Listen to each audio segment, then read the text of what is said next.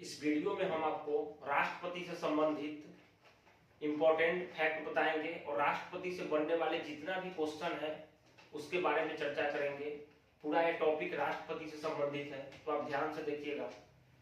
राष्ट्रपति से बनने वाले हर एक क्वेश्चन आपसे बनेगा, एक बार वीडियो ध्यान से देखिएगा। चलिए देखते हैं राष्ट्रपति।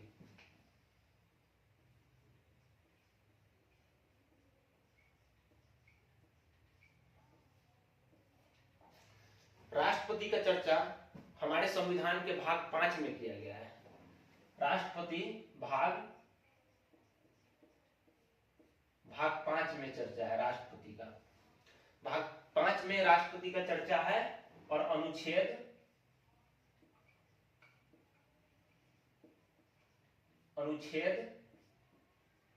52 से लेकर के अनुच्छेद 61 तक, अनुच्छेद 52 से लेकर अनुच्छेद 61 के बीच में राष्ट्रपति पद का वर्णन है। चलिए देखते हैं अनुच्छेद को। अनुच्छेद 52 क्या कहता है? तो आर्टिकल 52 में कहा गया है कि भारत का एक राष्ट्रपति होगा, यानी राष्ट्रपति पद का वर्णन आर्टिकल 52 में किया गया है। भारत का एक राष्ट्रपति होगा, यानी कि राष्ट्रपति पद का वर्णन आर्टिकल 52 में किया गया है। आर्टिकल 53 क्या कहता है? तो आर्टिकल 53 कहता है संघ की कार्यपालिका शक्ति। आर्टिकल 53 कहता है संघ की कार्यपालिका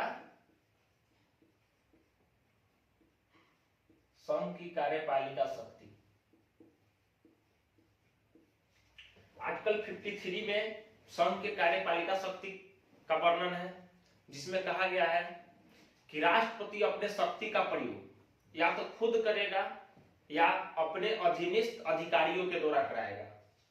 और इसमें 53 में, आर्टिकल 53 में इस बात का भी चर्चा है कि भारत का कोई भी काम राष्ट्रपति के नाम से किया जाएगा। इसी में चर्चा है कि भारत का कोई भी कार्य राष्ट्रपति के नाम से किया जाएगा। इस चीज का चर्चा आर्टिकल 53 में ही है। अब आइए देखते हैं आर्टिकल 54 को। आर्टिकल 54 में राष्ट्रपति के निर्वाचन से संबंधित जानकारी को दिया गया है। राष्ट्रपति से संबंधित राष्ट्रपति के निर्वाचन। आर्टिकल 54 में राष्ट्रपति से निर्वाचन के बारे में जानकारी दिया गया है। यहां से प्रश्न बार बार हमसे घुमा घुमा के पूछा जाता है। यहां से पूछा जाता है कि राष्ट्रपति के चुनाव में कौन कौन भाग लेता है। तो राष्ट्रपति के चुनाव में संसद के दोनों सदन, लोकसभा और राज्यसभा के सिर्फ व सिर्फ निर्वाचित सदस्य भाग लेते हैं। इस बात को याद रखिएगा। इसमें आर्टिकल 55 में इसमें चुनाव में, राष्ट्रपति के चुनाव में संसद के दोनों सदनों के निर्वाचित सदस्य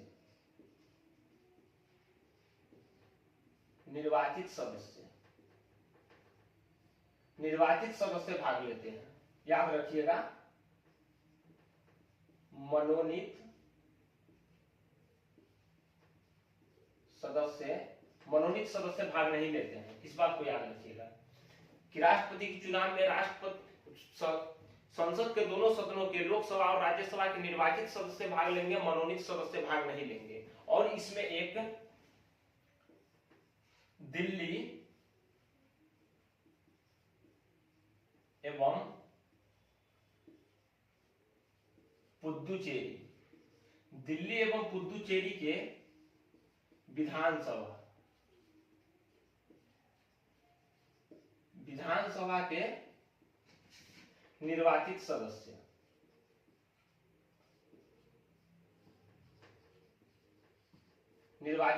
भाग लेते हैं। और दिल्ली एवं पुदुचेरी के जो विधानसभा के निर्वाचित सदस्य भाग लेने लगे हैं कि कब, जब 70वां संविधान संशोधन हुआ था। 70वां संविधान संशोधन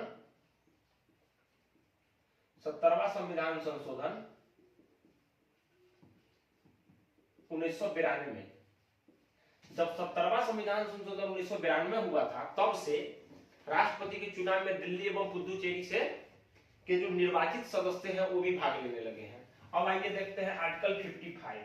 तो आर्टिकल 55 राष्ट्रपति के निर्वाचित, आर्टिकल 55, तो आर्टिकल 55 राष्ट्रपति के निर्वाचन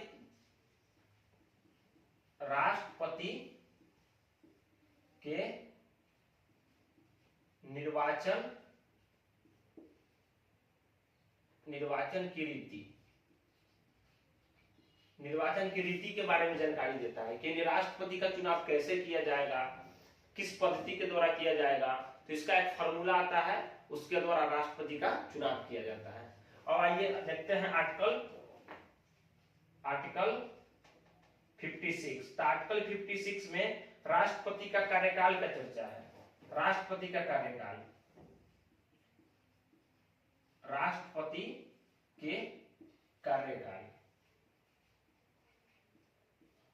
आर्टिकल 56 में राष्ट्रपति के कार्यकाल के बारे में चर्चा है कि राष्ट्रपति जब सिलेक्ट हो जाएगा, मतलब राष्ट्रपति जब चुनाव जीत जाएगा तो कब तक रहेगा। तो राष्ट्रपति का कार्यकाल 5 साल का होता है। राष्ट्रपति का कार्यकाल 5 साल का होता है।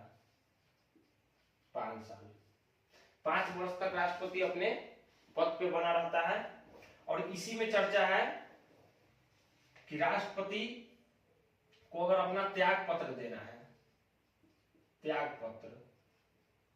राष्ट्रपति को अगर अपना त्याग पत्र देना है तो राष्ट्रपति अपना त्याग पत्र किसे देगा। ये क्वेश्चन बार बार पूछा जाता है कि राष्ट्रपति अपना त्याग पत्र किसे सौंपता है।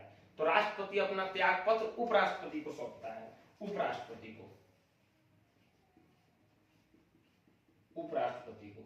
तो राष्ट्रपति अपना त्याग पत्र उपराष्ट्रपति को सौंपता है।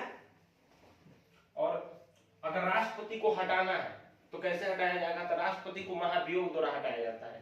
ये आर्टिकल 61 में, उसका चर्चा हम बाद में करेंगे, लेकिन इस बात का चर्चा इसमें है, इस आर्टिकल में, कि राष्ट्रपति को कैसे हटाया जाएगा, तो महाभियोग द्वारा हटाया जाएगा। और इस बात का भी चर्चा आर्टिकल आपको 56 में ही है कि राष्ट्रपति अपने पद पर तब तक बना रहेगा जब तक नया राष्ट्रपति का चुनाव न हो जाए, यानी कि नया राष्ट्रपति अपने पद को ग्रहण न कर ले, तब तक पुराना राष्ट्रपति अपने पद पे बना रहेगा।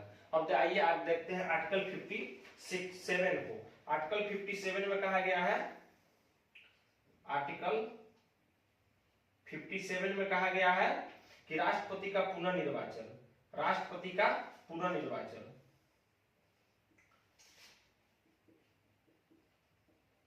राष्ट्रपति का पुनर्निर्वाचन, राष्ट्रपति का पुनर्निर्वाचन मतलब कि राष्ट्रपति, भारत का संविधान में प्रावधान है कि कोई भी व्यक्ति एक बार से ज्यादा बार राष्ट्रपति बन सकता है, यानी दोबारा राष्ट्रपति बन सकता है। वही पुनर्निर्वाचन के बारे में चर्चा है आर्टिकल 57 में। जैसे कि अमेरिका के राष्ट्रपति में, आप अमेरिका के संविधान में इस बात का चर्चा है कि आप 2 बार से ज्यादा राष्ट्रपति अमेरिका में नहीं बन सकते हैं, लेकिन भारत में 2 बार से ज्यादा राष्ट्रपति बना जा सकता है। इसी का चर्चा आर्टिकल 57 में है। अब आइए देखते हैं आर्टिकल 58 को।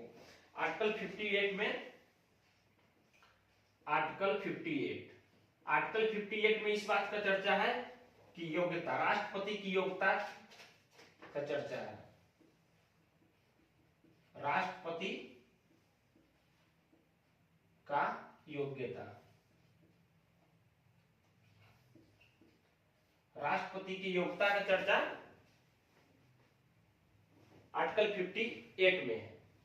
यानी कि राष्ट्रपति बनने के लिए हमारे पास क्या क्या योग्यता होना चाहिए, कौन व्यक्ति राष्ट्रपति बन सकता है, इस चीज के बारे में आर्टिकल 58 में बताया गया है। आर्टिकल 58 में बताया गया है कि राष्ट्रपति का योग्यता। अब आइए योग्यता में देखते हैं कि राष्ट्रपति बनने के लिए क्या क्या योग्यता होना चाहिए। तो राष्ट्रपति बनने के लिए पहला योग्यता तो होना चाहिए कि वह भारत का नागरिक हो, भारत का नागरिक हो, भारत का नागरिक होना चाहिए। दूसरा नंबर में है कि कम से कम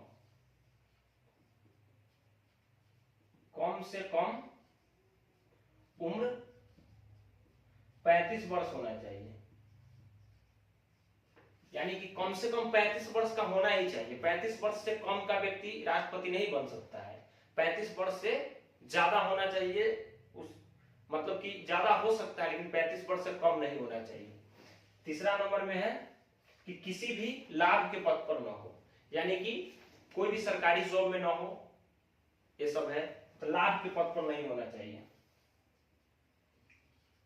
लाभ के पद पर न हो। और चौथा योग्यता है इसका कि लोकसभा में निर्वाचित सदस्य बनने की योग्यता रखता हो, लोकसभा में निर्वाचित सदस्य बनने की योग्यता रखता हो।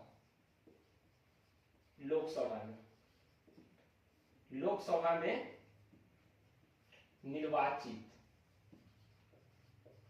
निर्वाचित सदस्य बनने की योग्यता रखता हूं,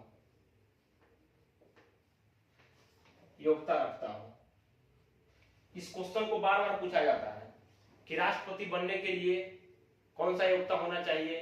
तो आपको यहाँ ऑप्शन में बार बार दिया जाता है कि राज्यसभा का योग्यता होना चाहिए, तो गलत हो जाता है, लोकसभा की योग्यता होना चाहिए। ये हो गया आर्टिकल 58। अब आइए आर्टिकल 59 को देखते हैं। मिटाना पड़ेगा इसको, एक बार आप लोग देख लीजिए इसको, हम साइड में जाते हैं। अब आइए आर्टिकल 59 को देखते हैं। आर्टिकल 59 यानी अनुच्छेद 59 में क्या कहा गया है। तो अनुच्छेद 59 में कहा गया है राष्ट्रपति के कार्यालय की दशाएं। इसमें चर्चा है कि राष्ट्रपति को कितना वेतन मिलेगा। तो राष्ट्रपति को वेतन मिलता है 5 लाख। 5 लाख पर महीना, एक महीना में 5 लाख राष्ट्रपति को वेतन मिलता है। एक प्रश्न बार बार पूछा जाता है कि राष्ट्रपति का वेतन 5 लाख कब हुआ है। तो इस बात को आप याद रखिएगा कि राष्ट्रपति का वेतन 5 लाख 2018 में 2018 में राष्ट्रपति को 2018 तक राष्ट्रपति को 1.5 लाख यानी कि 1.5 लाख पर महीना मिलता था। लेकिन 2018 के बाद राष्ट्रपति को 5 लाख वेतन कर दिया गया है। 5 लाख पर मंथ कर दिया गया है। इस बात को याद रखिएगा, यह सवाल बार बार पूछा जाता है। अब आइए देखते हैं आर्टिकल 60 को। आर्टिकल 60 में राष्ट्रपति के शपथ के बारे में चर्चा किया गया है। राष्ट्रपति का शपथ आर्टिकल 60 में राष्ट्रपति के शपथ, राष्ट्रपति के शपथ के बारे में चर्चा किया गया है आर्टिकल 60 में। तो पूछा जाता है सवाल कि राष्ट्रपति को शपथ कौन दिलाता है। तो याद रखिएगा राष्ट्रपति को शपथ जो है ना, शपथ राष्ट्रपति को शपथ दिलाते हैं उच्चतम न्यायालय के,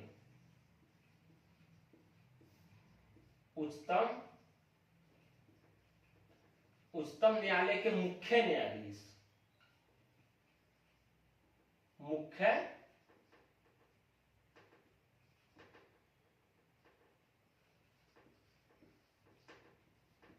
उच्चतम न्यायालय के मुख्य न्यायाधीश द्वारा राष्ट्रपति को शपथ दिलाया जाता है। अगर मुख्य न्यायाधीश अनुपस्थित हो, अगर नहीं हो तो, अगर मुख्य न्यायाधीश अनुपस्थित है तो वरिष्ठ जो उच्च न्यायालय का जो वरिष्ठ, उच्च न्यायालय के जो सबसे वरिष्ठ न्यायाधीश होंगे, उनके द्वारा शपथ को दिलाया जाएगा। अब आइए देखते हैं आर्टिकल 61 को। आर्टिकल 61 कहता है कि राष्ट्रपति का महाभियोग, मतलब कि अगर राष्ट्रपति को हटाना है उसका चर्चा, महाभियोग का चर्चा आर्टिकल 61 में है। महाभियोग,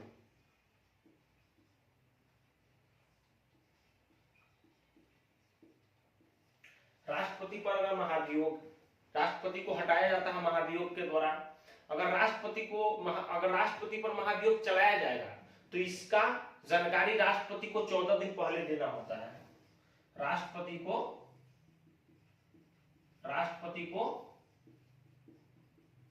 14 दिन पहले जानकारी देना पड़ेगा,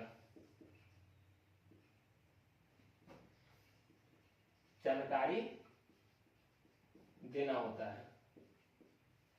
राष्ट्रपति को 14 दिन पहले जानकारी दे देना, मतलब दे दिया जाता है कि आप पे महाभियोग चलाया जाएगा।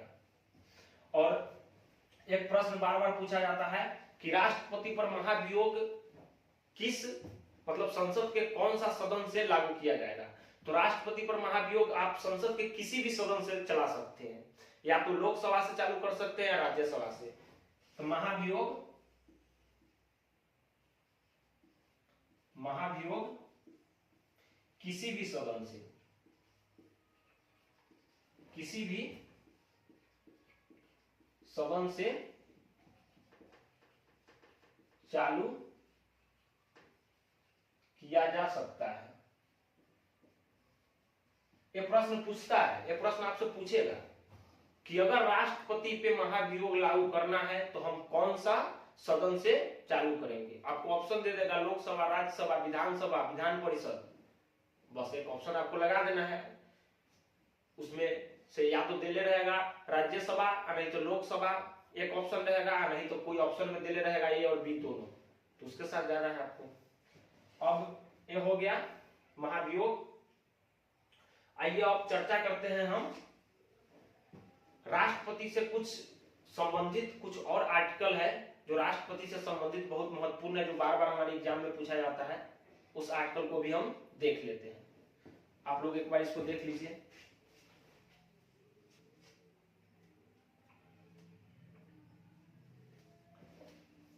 अब राष्ट्रपति से संबंधित कुछ और आर्टिकल है, उसको हम देख लेते हैं। जैसे राष्ट्रपति से संबंधित कुछ आर्टिकल है,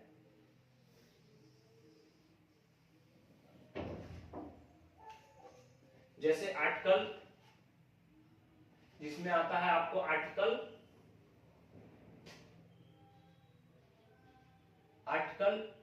71। आर्टिकल 71 क्या कहता है? तो आर्टिकल 71 में यह कहा गया है कि अगर राष्ट्रपति के चुनाव में कोई गड़बड़िया होता है तो वह सुप्रीम कोर्ट द्वारा सुलझाया जाता है।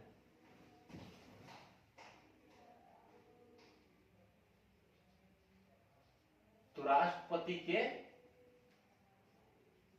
चुनावी मामलों को सुप्रीम कोर्ट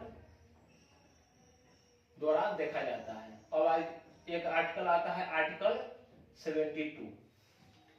आर्टिकल 72 राष्ट्रपति के क्षमादान के शक्ति से संबंधित है। आप जानते होंगे, आप सुने होंगे कभी कभी अपने गांव में, अपने शहर में किसी लोग के मुख से कि राष्ट्रपति किसी के फांसी को माफ कर सकता है। सही बात है, राष्ट्रपति किसी के दिया गया फांसी को माफ कर सकता है, सजा को कम कर सकता है, सजा में बदलाव कर सकता है। यानी कि किसी को फांसी का सजा है तो उसको उम्र कैद करवा सकता है, किसी को उम्र कैद है तो उसको 5-10 साल कम किया जा सकता है। ये राष्ट्रपति का था, राष्ट्रपति का क्षमादान शक्ति, राष्ट्रपति के क्षमादान शक्ति। राष्ट्रपति के क्षमादान का शक्ति का वर्णन है आर्टिकल 72 में। अब एक आर्टिकल और है, आर्टिकल 85 यानी 85। अनुच्छेद 85 में कहा गया है कि सत्र और 17 वसान को राष्ट्रपति भंग कर सकता है। सत्र और 17 वसान को राष्ट्रपति भंग कर सकता है, राष्ट्रपति द्वारा भंग किया जा सकता है। एक आर्टिकल सबसे इंपॉर्टेंट आर्टिकल आता है आर्टिकल 123। आर्टिकल 123 में राष्ट्रपति द्वारा जो अध्यादेश जारी किया जाता है इसका चर्चा है। और ये प्रश्न बार बार पूछा जाता है कि राष्ट्रपति किस अनुच्छेद के तहत अपना अध्यादेश जारी करता है। तो आर्टिकल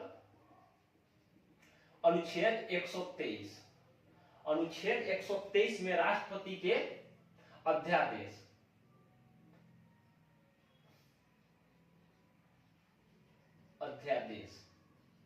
राष्ट्रपति के अध्यादेश जारी करने की शक्ति, राष्ट्रपति के अध्यादेश जारी करने का शक्ति का वर्णन है आर्टिकल 123 में। अब 3 आर्टिकल और महत्वपूर्ण है जो आपातकालीन शक्ति है।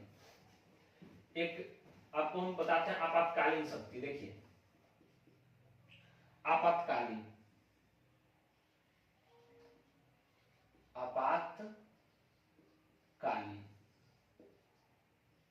राष्ट्रपति का कुछ आपातकालीन शक्ति भी है। जैसे में हो गया एक आर्टिकल 352।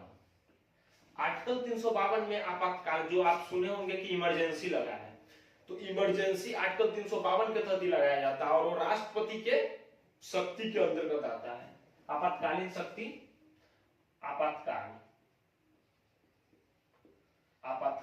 आर्टिकल 352 में है।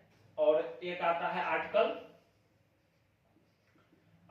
356 एवं आर्टिकल 365। आर्टिकल 356 और आर्टिकल 365 में राष्ट्रपति शासन, आप सुने होंगे किसी राज्य में राष्ट्रपति शासन लागू हो जाता है, तो वही राष्ट्रपति शासन के बारे में चर्चा किया गया है। राष्ट्रपति शासन, राष्ट्रपति शासन के बारे में चर्चा आर्टिकल 365 और आर्टिकल 356 में। एक और आर्टिकल है आर्टिकल 360। आर्टिकल 360 में चर्चा है, आर्टिकल 360 में चर्चा है वित्तीय आपातकाल का। वित्तीय आपातकाल, जब देश में आर्थिक स्थिति खराब हो जाता है तो वित्तीय आपातकाल लगता है, तो वही वित्तीय आपातकाल, वित्तीय आपातकाल। वित्तीय आपातकाल का चर्चा आर्टिकल 360 में है। ये सब राष्ट्रपति के शक्ति के अधीन ही आता है और ये बार बार पूछा जाता है क्वेश्चन आपसे। और आपको एक बात बता दें कि भारत में एक क्वेश्चन पूछा जाता है कि भारत में वित्तीय आपातकाल कितने बार लगा है, लेकिन आपको जानकारी के लिए बता दें भारत में अभी तक वित्तीय आपातकाल एक बार भी नहीं लगा है। इस बात को आप याद रखिएगा, ये क्वेश्चन आपसे बार बार पूछा जाता है। तो ये राष्ट्रपति से संबंधित कुछ फैक्ट हम आपको बताए हैं, देख लीजिए। आप लोग बताइएगा कि आप लोग को वीडियो कैसा लगा। अगर चैनल पे नए हैं तो चैनल को सब्सक्राइब कर दीजिएगा, वीडियो को लाइक कर दीजिएगा और कमेंट में बताइएगा जरूर कि आपको वीडियो कैसा लगा। धन्यवाद।